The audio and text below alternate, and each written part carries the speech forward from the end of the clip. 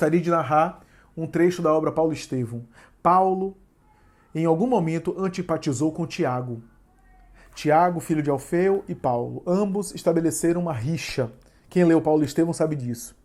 A inimizade só crescia. E embora cristãos e apóstolos e trabalhando, Paulo discordava de Tiago porque Tiago se mantinha muito apegado à tradição de Moisés, judaica, e não havia se libertado um pouco disso, né? Por exemplo, Tiago achava que só os judeus que eram circuncidados poderiam receber a palavra do evangelho.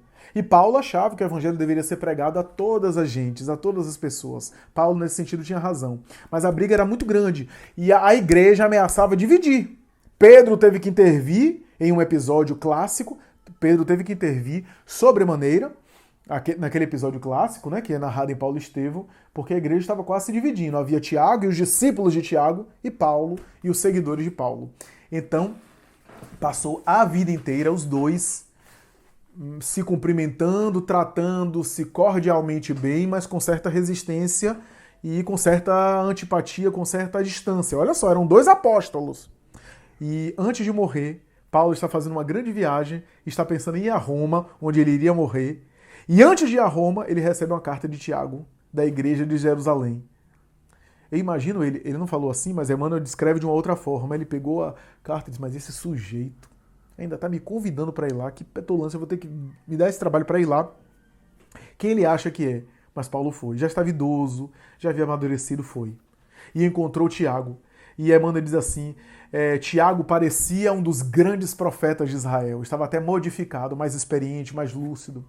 E aí Tiago se aproximou de Paulo e falou de uma maneira que ele nunca tinha falado para Paulo. Contou os problemas da igreja de Jerusalém, pediu ajuda a Paulo, que ele estava precisando.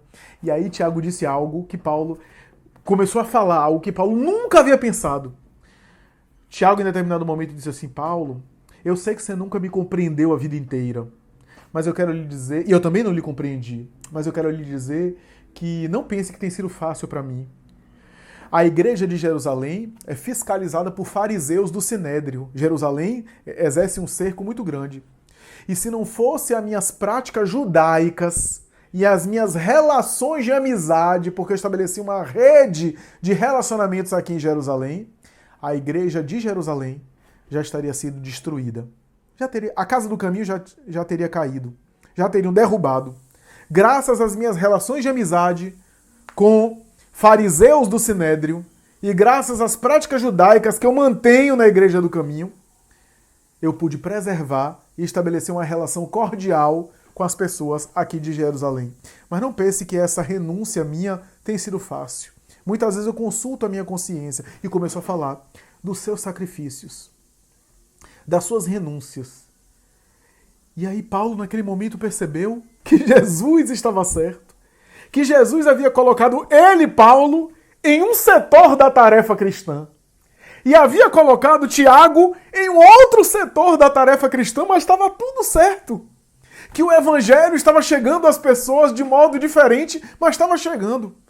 Paulo chega a se emocionar, já era um idoso, chega a se emocionar. E Emmanuel tem uma frase primorosa, que é a frase básica que ilustra esse tema, quando ele diz assim, naquele momento Paulo percebeu que a vida convida o sujeito muito mais à compreensão do que ao conhecimento. Que a vida exige da criatura muito mais entendimento do que conhecimento. Compreensão do que conhecimento.